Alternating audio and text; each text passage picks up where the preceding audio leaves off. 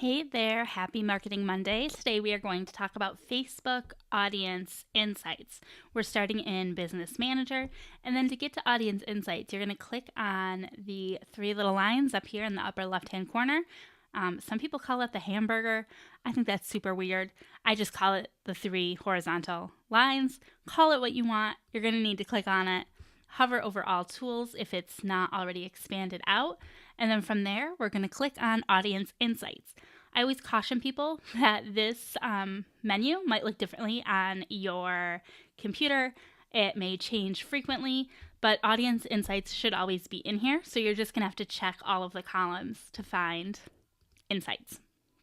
What's really cool about this is we're going to be able to see some data about the general population on Facebook, but I actually want to look specifically at people connected to my page. I'm going to show you how this can be beneficial for you.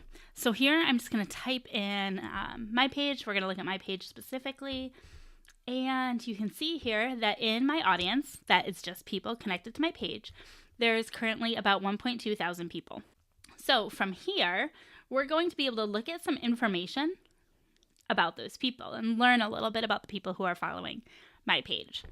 So demographics is the default, and it starts with age and gender at the top. This is no big surprise that 86% of my followers are women, 14% are men, and all of the men who follow me are in the 35 to 44 age range, which, dating myself, is where my age currently falls. Now you'll see where women are concerned, it is spread a little bit more, but it's still most highly concentrated in this 35 to 44 age range with 25 to 34 and then 45 to 54 kind of taking the max.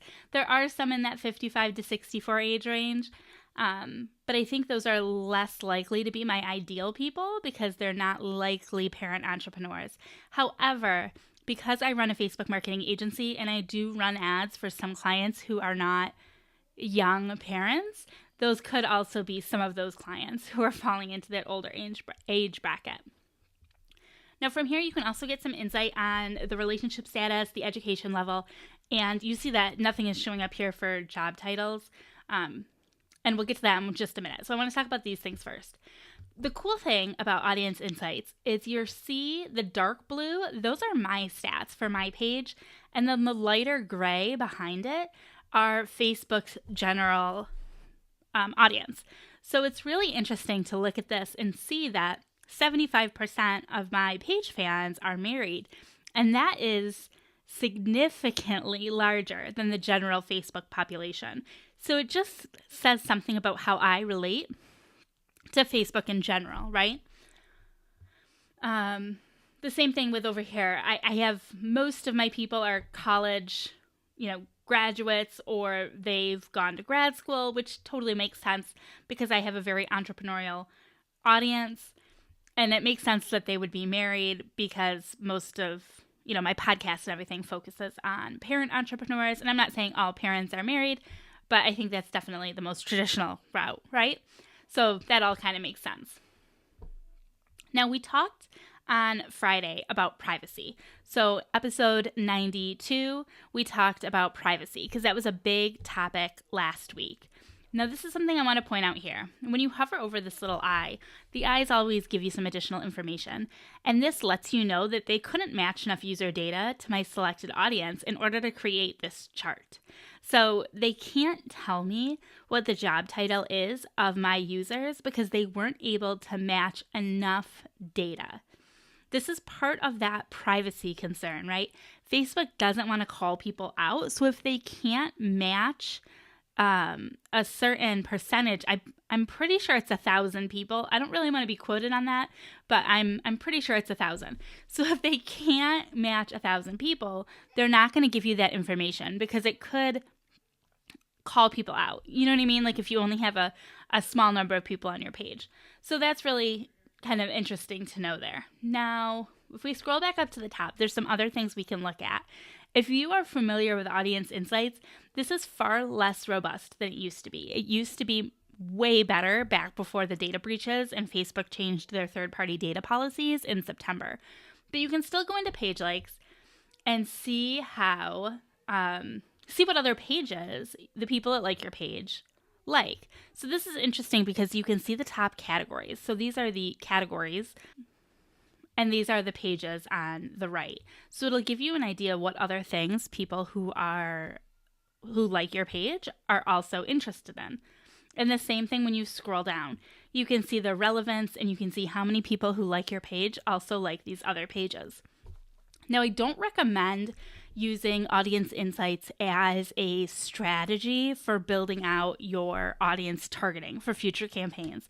So just because I have a lot of people who like mom junkie, that doesn't mean I necessarily want to target people who have an interest in mom junkie in my next audience. It doesn't mean all of their audience will be good for my people.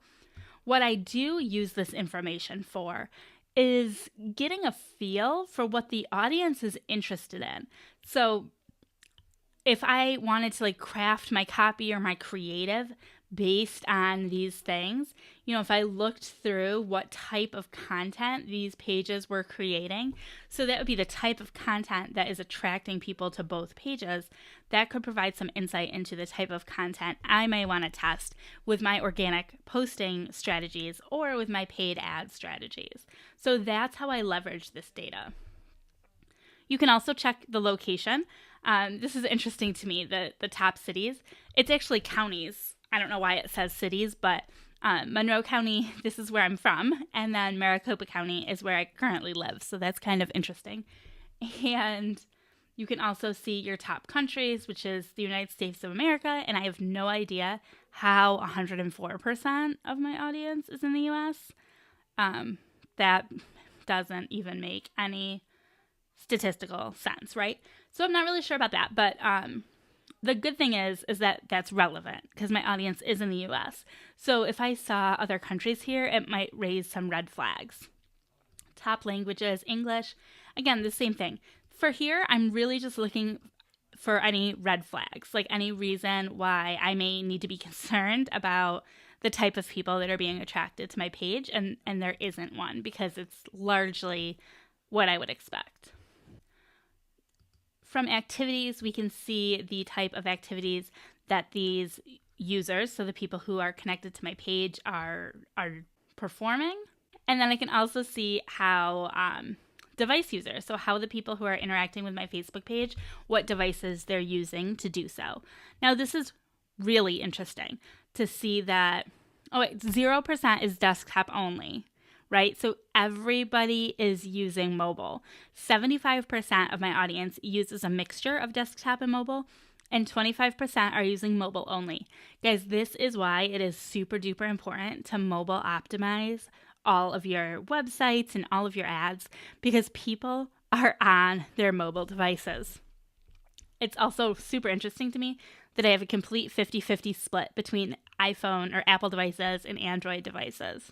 I feel like if there was a difference there, that could potentially impact some of how I might choose to market my podcast, because the podcast is on iTunes or Google Podcasts, and my audience is a total 50-50 split, so it definitely would make sense to continue promoting both of those. But if I had a ridiculously large, iPhone audience, I could potentially promote my iTunes link more heavily than my Google Podcast link. But that isn't the case here. So just some of the ways that you can use this data. That is it for audience insights. Well, actually, no, it's not. I lied. So the other thing you can do from audience insights is we can clear this, which will populate just the Facebook data. So now I can see all of the general Facebook data. And then you can build audiences over here on the right-hand side. So you can select a location. Let's just say for this example, I want to target, I spelled that wrong. I wanted to target Arizona, maybe just Phoenix. We'll call it Phoenix. And I only want to target women, any age, and I want them to be parents, right? So let's just pretend we're going to grab parenting. Connections, we're not going to do. Here's parents. So here's where I can say I want to choose just certain aged parents. I'm going to get rid of this.